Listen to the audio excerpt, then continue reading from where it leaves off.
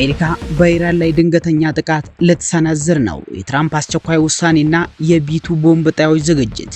በመካከለኛው ምስራቅ ለረጅም ጊዜ ሲንቀለቀል የቆየው የጂኦፖለቲካዊ ውጥረት በአሁኑ ወቅት ወደ ታላቅና አስፈሪ ቀውስ የመቀየር ምልክቶች እያሳየ ይገኛል። በዋሽንግተንና በቴህራን መካከል ያለው ፍጥጫ በማንኛውም ሰዓት ሊፈነዳ በሚችል የባሩድ በርሜል የተሞላ ሆኗል። በቴህራን ሰማይ ላይ ዳግም ያንዣበበው የጦርነት ደመና የዓለምን ትኩረት ስቧል። የሁለቱ ሀያላን ሀገራት ፍጥጫ ዲፕሎማሲያዊ መስመሩን ስቶ ወደ ቀጥታ ወታደራዊ ግጭት ለመሸጋገር ጥቂት እርምጃዎች ብቻ እንደቀሩት ከዋሽንግተን የሚወጡ መረጃዎች ያሳያሉ። ሰላም ጤና ይስጥልን የአፍሮ ኒውስ ቤተሰቦች፣ በዛሬው መሰናዶችን እነዚህን ጉዳዮች በትንታኔ የምንመለከታቸው ይሆናል። እስከ መጨረሻው አብራችሁ እንድትቆዩ በአክብሮት ጋብዛችኋለሁ።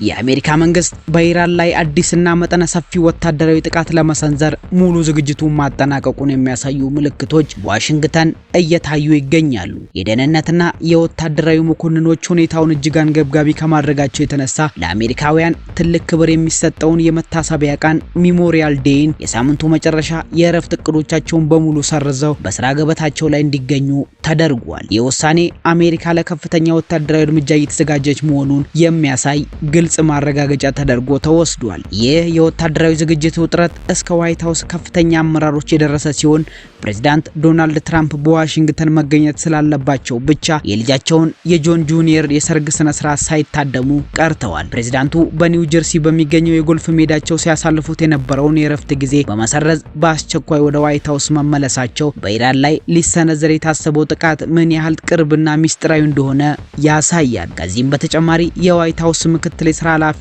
ዳን ስኮኖቪ በታሪካዊነታቸውና በከፍተኛ አውዳሚነታቸው የሚታወቁትን የቢቱ ስውር ቦምብ ጣይ አውሮፕላኖችን ወታደራዊ እንቅስቃሴ የሚያሳይ ቪዲዮ በማህበራዊ ሚዲያ ኤክስ ላይ አጋርተዋል። ይህ ድርጊት ተራ ክስተት እንዳልሆነ የሚገልጹ ተንታኞች ባለፈው የካቲት ላይ ተመሳሳይ ቪዲዮ በተጋራ ማግስት የእስራኤልና የአሜሪካ ጥምር ጦር በኢራን ላይ ጥቃት መጀመሩን ያስታውሳል። በአሁኑ ወቅትም የአሜሪካ ማዕከላዊ እዝ ሴንትኮም በአረብ ባህር ላይ የሚገኙትን ዘመናዊ የጦር ጀቶችና ሄሊኮፕተሮችን ስብስቦችን ምስል ይፋ ማድረጉ ዋሽንግተን ጥንካሬዋንና ለጦርነት ያላትን ፍጹም ዝግጁነት ለቴህራን ለማሳየት የጀመረችው የስነ ልቦና ጫና አካል እንደሆነ እየተነገረ ይገኛል። አሜሪካ የጀመረችው ግልጽ ወታደራዊ ዝግጅትን ተከትሎ በቴህራን በኩል ነገሮች በቀላሉ የሚታዩ አልሆኑም። የጦርነቱ ደመና በከፍተኛ ሁኔታ እየተቃረበ መሆኑን የተረዳችው ኢራን ሉዓላዊነቷን ለማስከበርና ሊሰነዘርባት ለሚችለው ድንገተኛ ጥቃት ምላሽ ለመስጠት ወዲያውኑ ወታደራዊና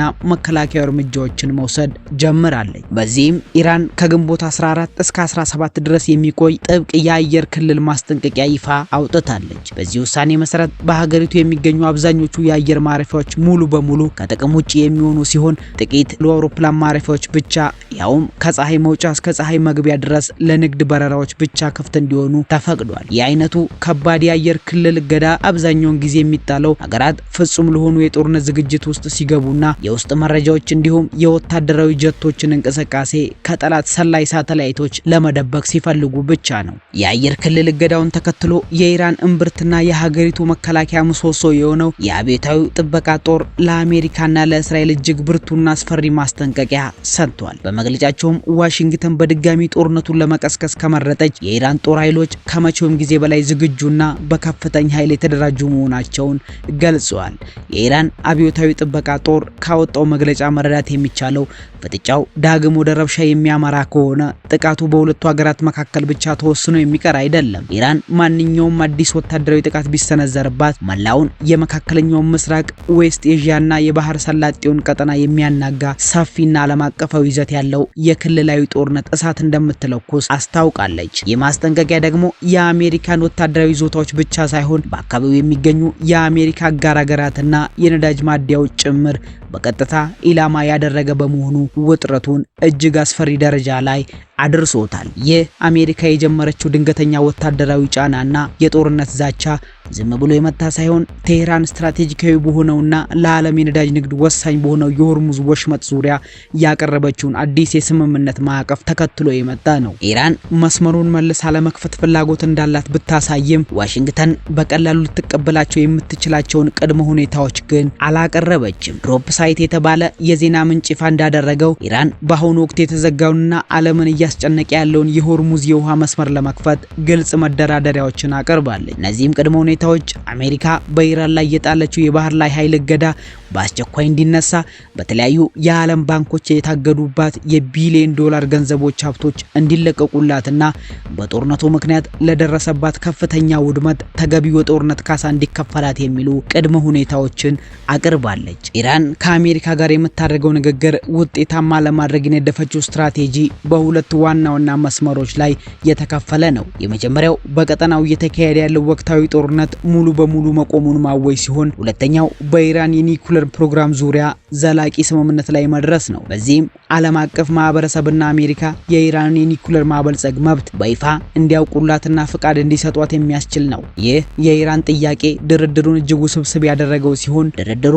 እውቅና ከማግኘቱ በፊት አሜሪካ ወታደራዊ አማራጮችን እንድታስብ ምክንያት ሆኗል። በዋሽንግተንና በቴህራን መካከል እየተካሄደ ያለው የዲፕሎማሲው ጭቅጭቅና ወታደራዊ ፉክክር መላውን ዓለም ወደማይቀረው ቀውስ እያመራው ይገኛል። የኢራን ባለ ሁለት መስመር የሰላም እቅድና ያቀረበቻቸው ከባድ ቅድመ ሁኔታዎች በአሜሪካ በኩል ተቀባይነት ካጡ ዳይ እርምጃ ምን ሊሆን እንደሚችል አሜሪካ ቀድማ አስልታለች። የአሜሪካው የውጭ ጉዳይ ሚኒስትር ማርኮ ሩቢዮ በግልጽ እንደተናገሩት ዋሽንግተን በዲፕሎማሲው መስመር ካልተስማማች ዝም ብላ አትቀመጥም። ይልቁንም ዝግጁ ያደረገቻቸውን ፕላን ቢ እንዳላት፣ ኢራን ስትራቴጂካዊ የሆነውን የሆርሙዝ የውሃ መስመር ለመክፈት ፍቃደኛ ካልሆነች መስመሩን ሙሉ በሙሉ በቁጥጥሯ ስር አውላ ለሚያርፉ መርከቦች የጉምሩክ ቀረጥ የምታስከፍል ከሆነ አሜሪካ ወታደራዊ እርምጃ መውሰዷ እንደማይቀር ተናግረዋል። በሌላ በኩል የአሜሪካው ማዕከላዊ እዝ ሴንትኮም በአረብ ባህር ላይ የጦር ኃይሉን ማሳየቱ ይህንን መስመር በኃይል ለመክፈት ያለውን ቁርጠኝነት የሚያሳይ መሆኑ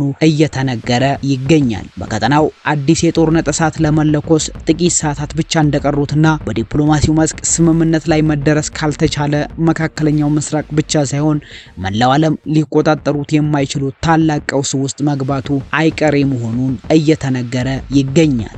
እናንተ ተመልካቾቻችን ጦርነቱ እንደተፈራው በአሜሪካና በኢራን መካከል ካገረሸ የመካከለኛው ምስራቅ ዕጣ ፈንታ ወዴት የሚያመራ ይመስላችኋል? አስተያየታችሁን ኮሜንት ላይ ያሳውቁን። ሌሎች አነጋጋሪና ጥልቅ የዓለም አቀፍ ትንታኔዎች እንዲደርሳችሁ ቻናላችንን ሰብስክራይብ በማድረግ የደውል ምልክቷን ይጫኑ።